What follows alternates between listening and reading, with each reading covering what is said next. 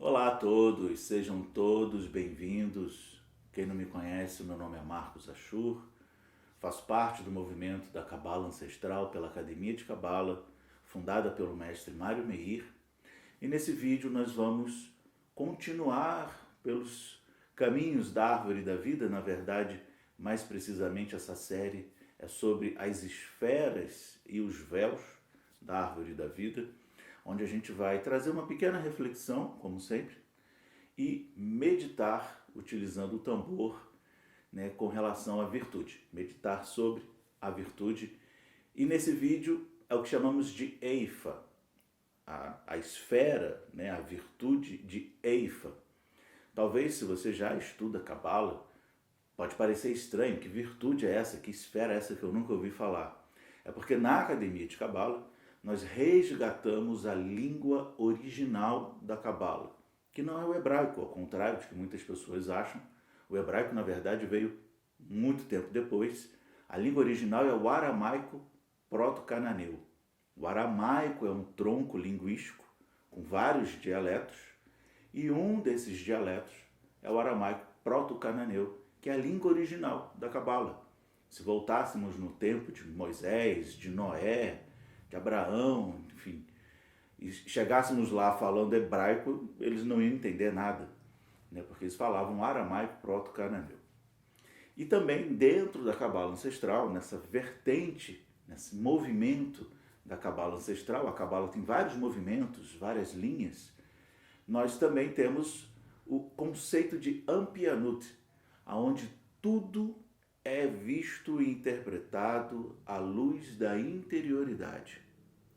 Por exemplo, o texto principal, que é o Kitawá, que vocês conhecem como Torá em hebraico, ou quem não conhece aramaico nem hebraico, vai conhecer por Pentateuco, os 5 livros de Moisés, os 5 primeiros livros da Bíblia, Gênesis, Êxodos, Números, Levíticos, Números e Deuteronômios. Né? Tudo ali é um grande poema. O texto, todos os textos, eles são grandes poemas, e tudo é visto à luz da interioridade. Então, por exemplo, quando falamos em Moisés, é Moisés dentro de nós. Quando falamos no Egito, é o Egito dentro de nós, hoje. Quando falamos em deserto, é o deserto dentro de nós. E assim, é tudo dentro do texto. Não é um livro de história, né? Não é um livro que conta a história de um povo, mas fala do espírito humano. E quando falamos em espírito, estamos falando de estrutura emocional. Como eu sinto, a leitura que eu faço da vida, de tudo, como eu sinto isso, e comportamental, ou seja, como eu respondo.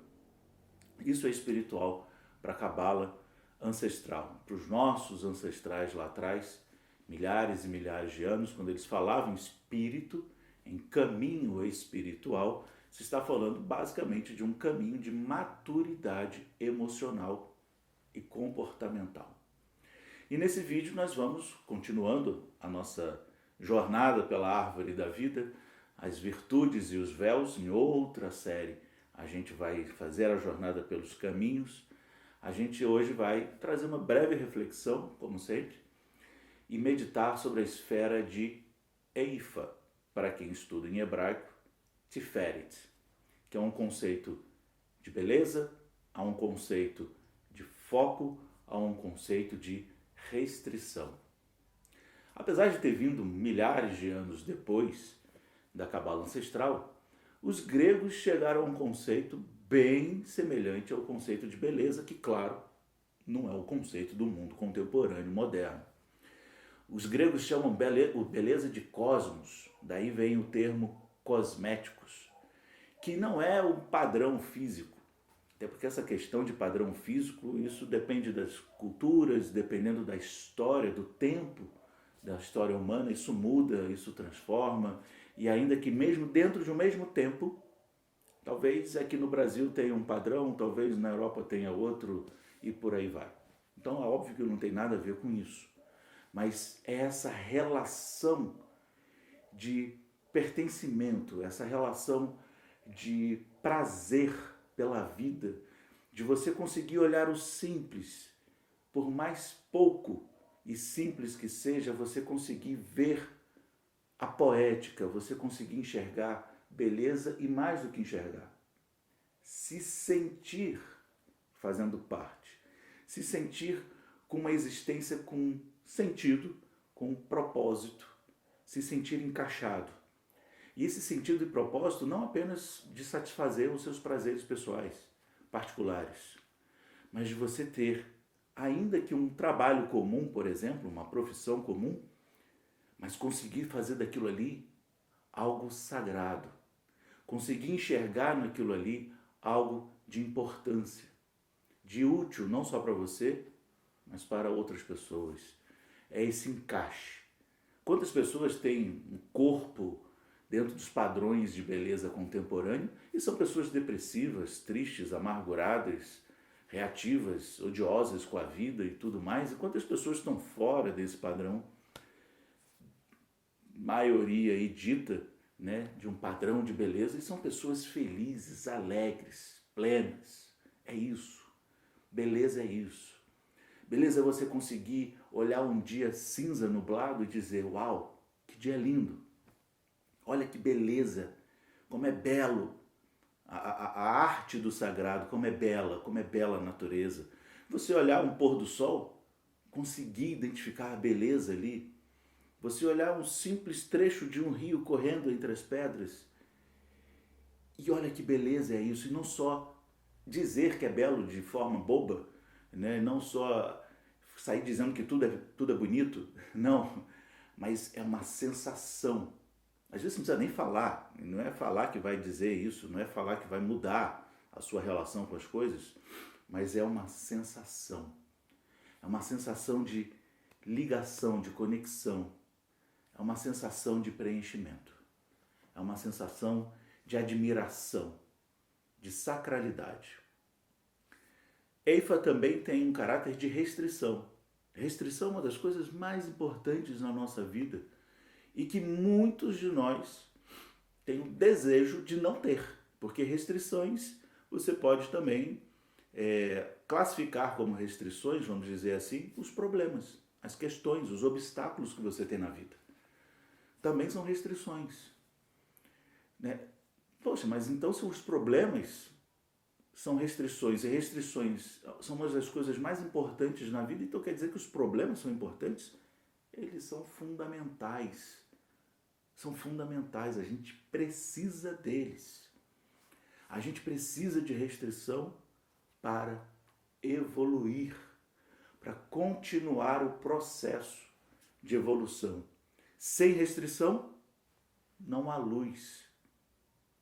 Sem obstáculos, não há crescimento. Não há desenvolvimento. Você imagina, velho exemplo da prova.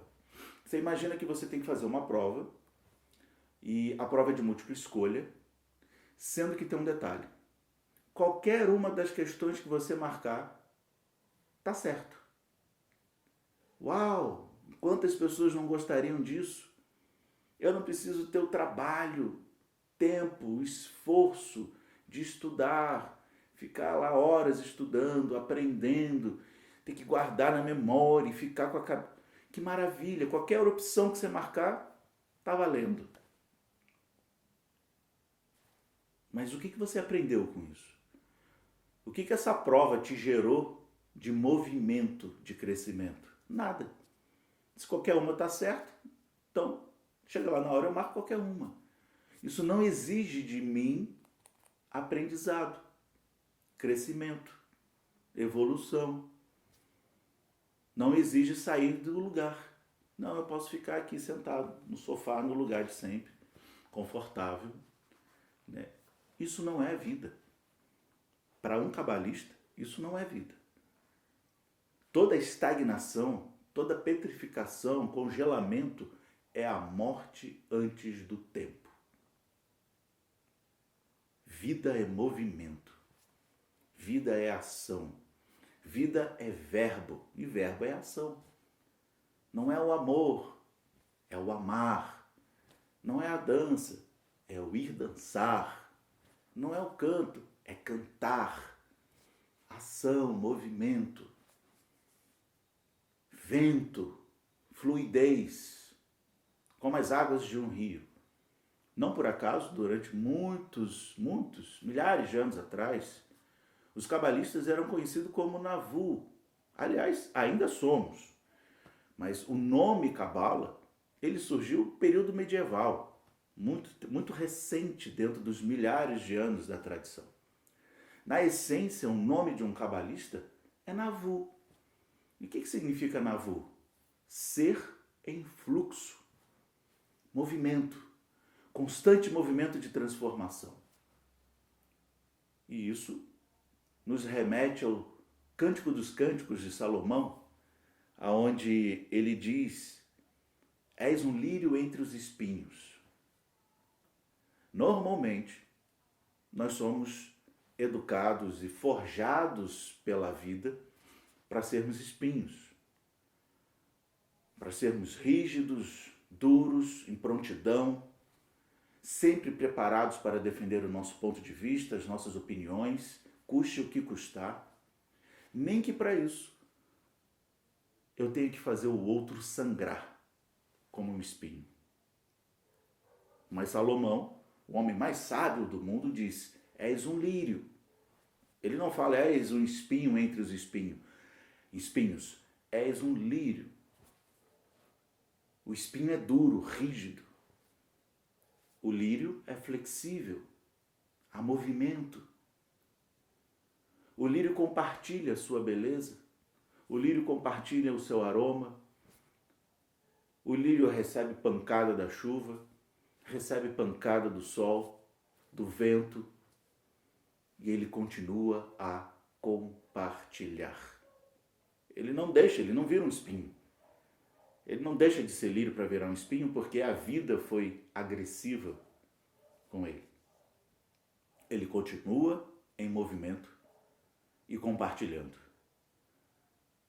Porque ele não deixa que o mundo fora, no sentido de os problemas da vida, vamos colocar o mundo fora nesse sentido, ditem quem ele é.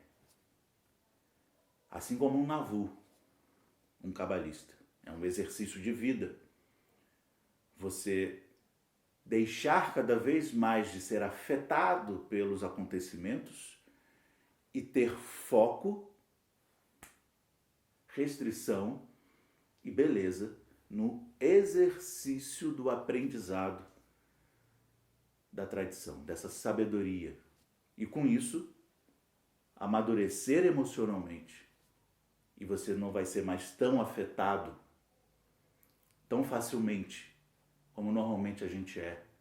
Como normalmente a gente vende muito fácil a nossa paz, o nosso estado de espírito. Então você se fortalece emocionalmente, mas sem ser duro, rígido. Sem ser duro, rígido no sentido de sem perder a sensibilidade. E principalmente a sensibilidade com o outro, com a causa do outro, que às vezes para você é ridículo, é banal, mas para o outro não é. Um problema que para você é ridículo, para o outro pode ser uma montanha diante dele nesse momento. Um problema que você já passou, que você nem teve, para outras pessoas é estar diante de um mar que precisa ser atravessado. E a gente não pode ser insensível à causa do outro. Entre tantas reflexões, amar ao próximo como a ti mesmo, que é algo que foi dito há muitos milhares de anos, antes até da vinda de Jesus nesse mundo. Não foi ele quem criou isso já estava no texto há muito tempo. Não estou desmerecendo a figura dele de forma alguma. Só estou dizendo que esse conceito já existe há milhares de anos antes dele. Não foi ele quem trouxe isso. Ele propagou isso, claro. Mas amar ao próximo como a ti mesmo significa seja sensível com o outro, com a causa do outro, com as questões do outro. Veja o outro. Porque se não ver, se não for sensível, se for um espinho, não vai ser próximo. Vai estar distante pra caramba. E aí como é que eu vou me comover, me sensibilizar? E se eu não me comover, como é que eu vou ajudar? Como é que eu vou compartilhar? Quando alguém te ajuda, é porque ela se comoveu com você. É porque ela se sensibilizou com você. Honre isso. Honrar é respeitar. Agradeça. Agradeça. É o mínimo que você tem que fazer. Agradecer. Então, a beleza, a restrição e o foco. O foco significa reduzir as distrações em relação àquilo que deve ser feito. No fundo, lá no fundo, a gente sabe de muitas coisas que a gente deveria estar fazendo e não estamos fazendo. Claro, existe muita coisa que a gente não sabe que deveria estar fazendo. Ainda não sabemos. E se ficarmos estagnados, não vamos saber mesmo. Mas, se nos mantermos em movimento de aprendizado e desenvolvimento, nós vamos ampliando a nossa consciência em relação ao que deve ser feito. Mas vivemos num mundo onde existem muitas distrações. Muitas. Então precisamos exercitar o foco. Não perder o foco daquilo que deve ser feito. Não por acaso, na próxima semana, a virtude vai ser a virtude da disciplina. A virtude da disciplina é essencial.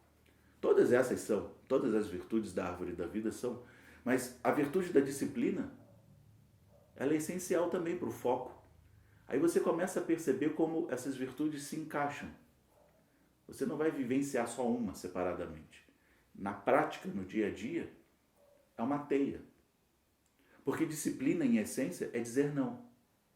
E para eu ter foco, para eu não ter distrações, não ser levado pelas distrações, eu preciso sair dizendo não para um monte de coisa. Só que, se você também disser sim para as distrações, você também está dizendo não para o foco e para aquilo que deve ser feito. Mas isso a gente vai falar mais na semana que vem. Então, hoje, vamos trazer essa vibração. As meditações aqui até então, elas têm sido feitas com o tambor. O tambor não é um instrumento de música.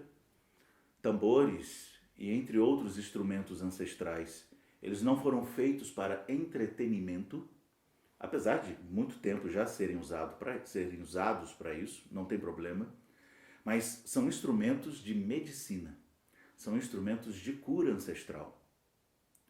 Então, o tambor não é o ritmo, não é se você gosta do ritmo ou não gosta do ritmo, é a vibração. Desde a vibração da intenção que a gente está trazendo aqui, que no caso, foco no que deve ser feito, reconhecer e honrar, reconhecer o valor e honrar as restrições, os problemas. A gente poderia se deter mais aqui sobre eles, mas vamos deixar para um outro momento. Mas seus problemas são grandes aliados que você tem. Você precisa deles para desenvolver. E o conceito de beleza, que é um exercício, inclusive de lucidez, de clareza e de escolha do dia a dia, de respirar fundo diante de uma restrição, de algo que vá contrário ao seu senso de prazer, e buscar enxergar a beleza nisso. A beleza que isso está lhe proporcionando em evoluir, pelo menos essa questão. Então eu vou pedir que agora você fique numa posição confortável, de preferência, se possível, deitado. Feche os seus olhos e se concentre apenas em sua respiração. Uma respiração lenta, suave e profunda. Se concentre apenas no ar que entra e o ar que sai. Apenas nisso. Com os olhos fechados.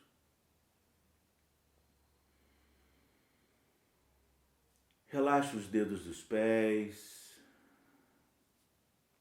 Relaxe suas pernas, atirando a tensão do seu corpo. Relaxando também os dedos das mãos, seus braços, relaxa os seus ombros, se concentrando apenas no ar que entra e o ar que sai. Relaxa o seu peito, o seu abdômen. Relaxa o seu pescoço, relaxa a sua boca, o maxilar,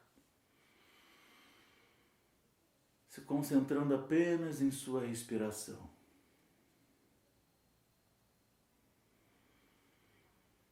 Relaxa os seus olhos, sobrancelhas, tire a tensão de sua testa.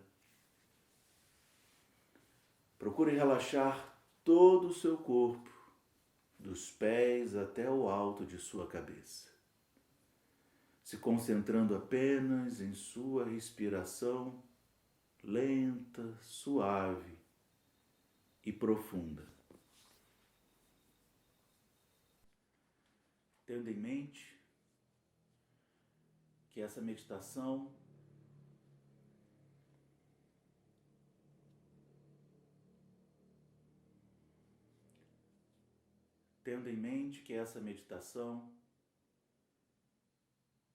é para despertarmos ainda mais um sentido mais essencial com relação aos nossos problemas, às nossas restrições, de que na verdade eles vêm para apontar uma direção de crescimento, de desenvolvimento emocional, comportamental, para que a gente consiga enxergar a beleza nas coisas, por mais simples que sejam,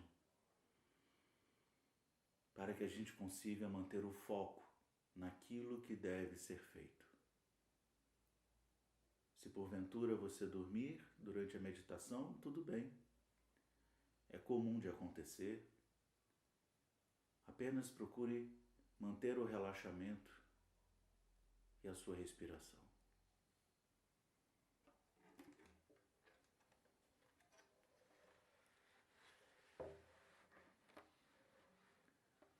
Sopro Aladar é um dos 72 sopros de Allahá, conhecidos como 72 nomes de Deus. O sopro Aladar é para o corpo de sonhos.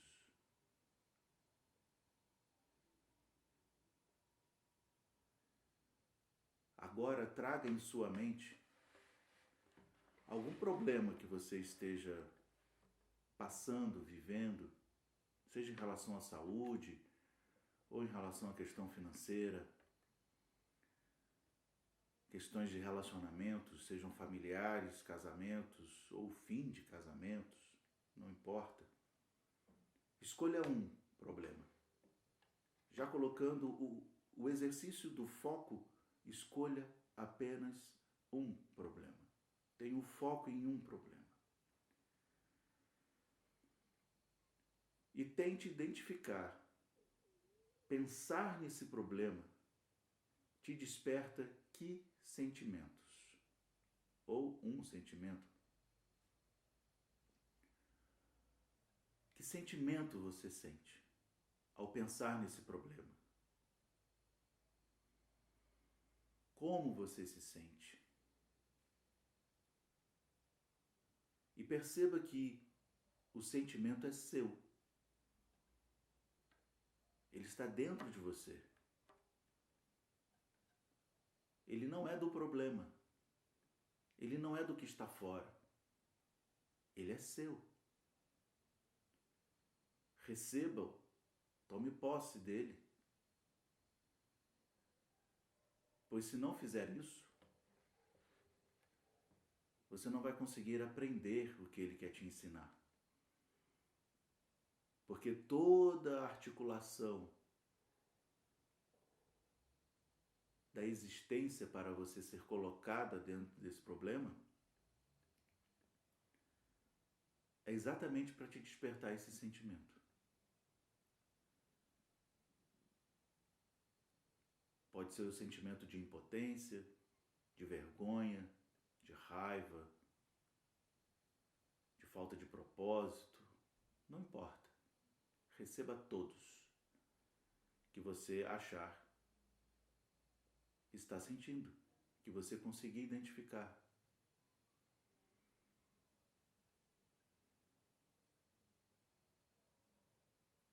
E agora coloque esse sentimento diante de você. Olhe para ele. Não busque necessariamente uma forma, e muito menos projete uma pessoa, porque não é ela ou ele. Estamos falando de sentimentos. Mas imagine esse sentimento se apresentando diante de você.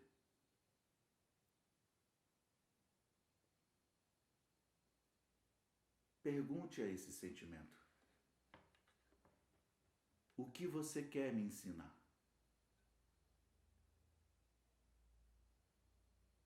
Faça essa pergunta mentalmente. O que você quer me ensinar?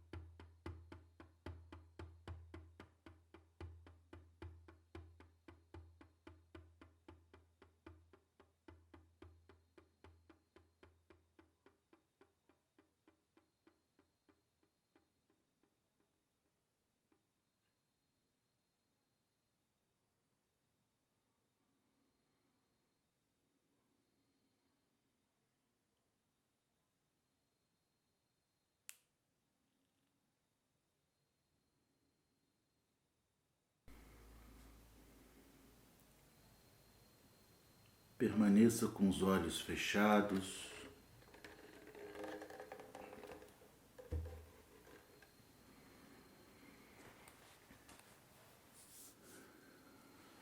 Procure se concentrar apenas em sua respiração.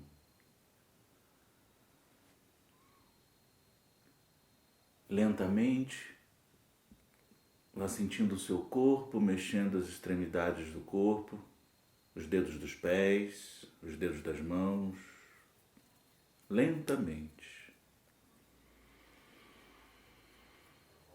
Vá tomando consciência do seu corpo, se espreguiçando, tomando consciência do momento presente, do lugar onde se está.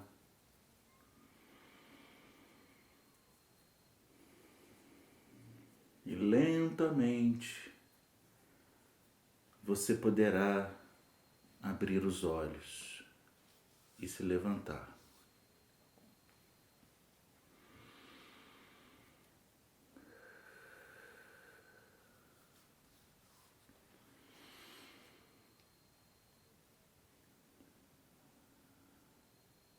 Uma outra forma de você, uma outra prática de você lidar com as suas emoções, com os seus problemas e as emoções que eles despertam, uma forma mais simples, mais rápida, é você sentar, depois que você,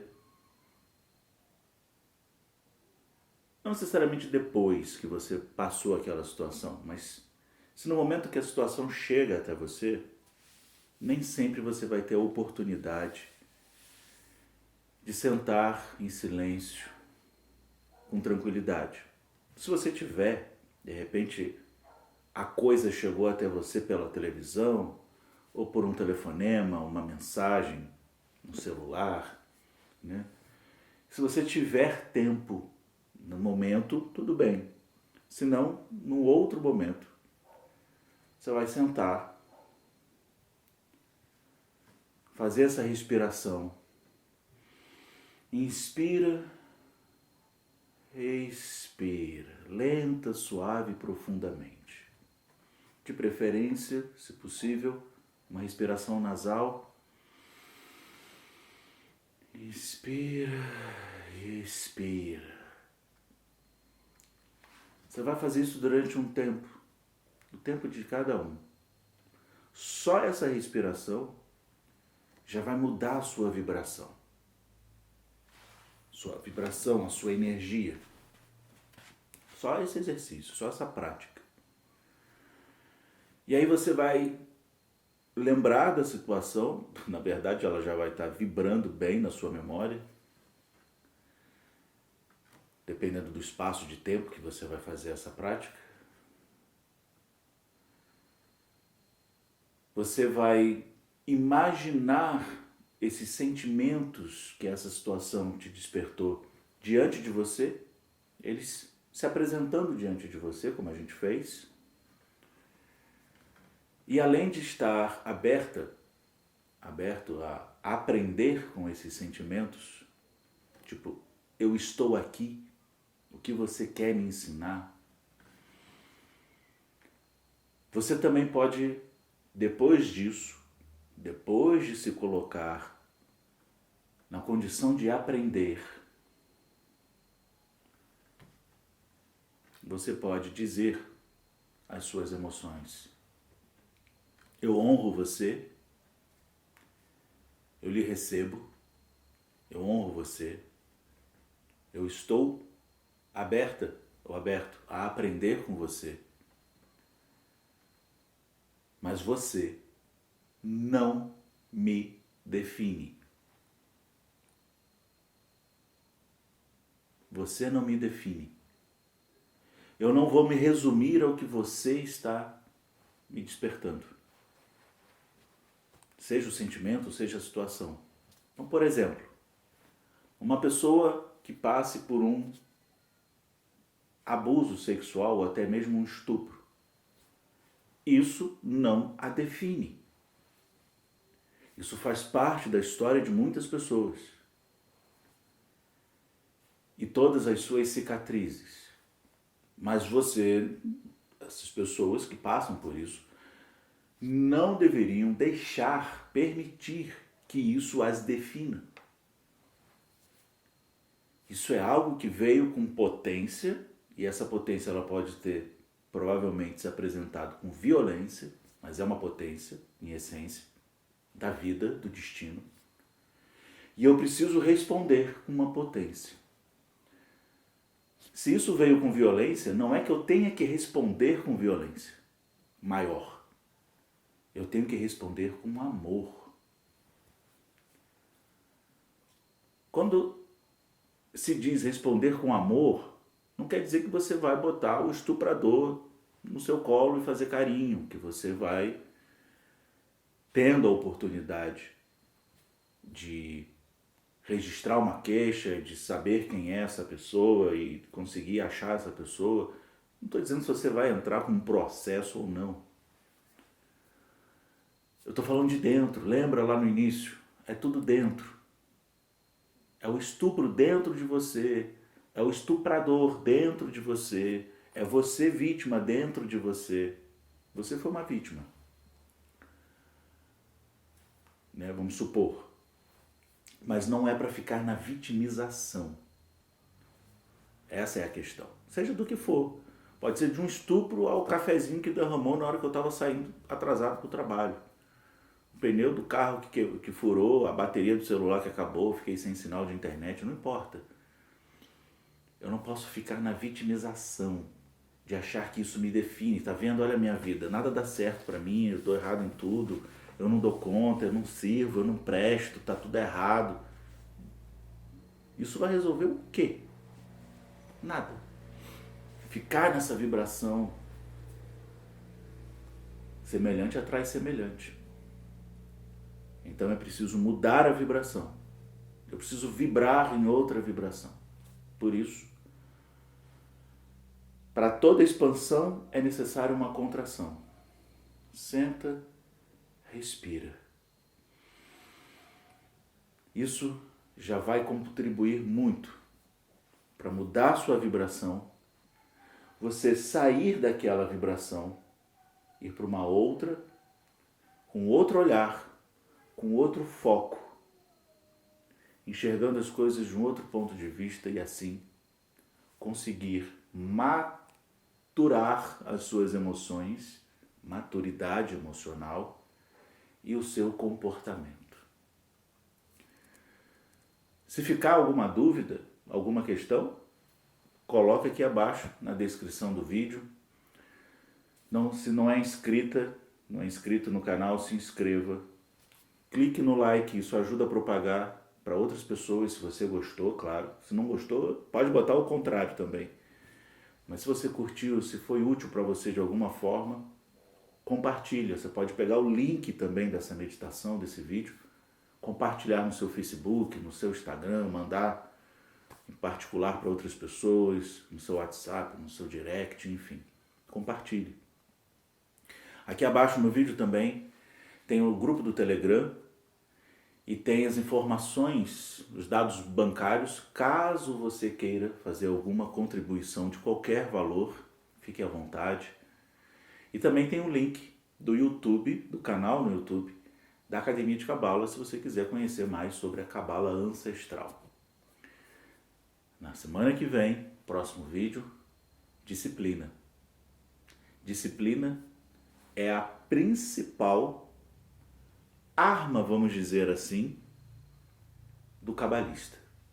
E não só do cabalista, de outros povos antigos também, de todos os guerreiros e guerreiras. Disciplina. Mas por quê? Arma? Guerra? Por que isso? Num caminho espiritual. Semana que vem. Shekiri é como agradecemos. Shekiri significa dou valor. Dou valor você ter feito essa meditação, ter acompanhado, ter se inscrito, compartilhado, enfim. Shekiri. Até a próxima meditação.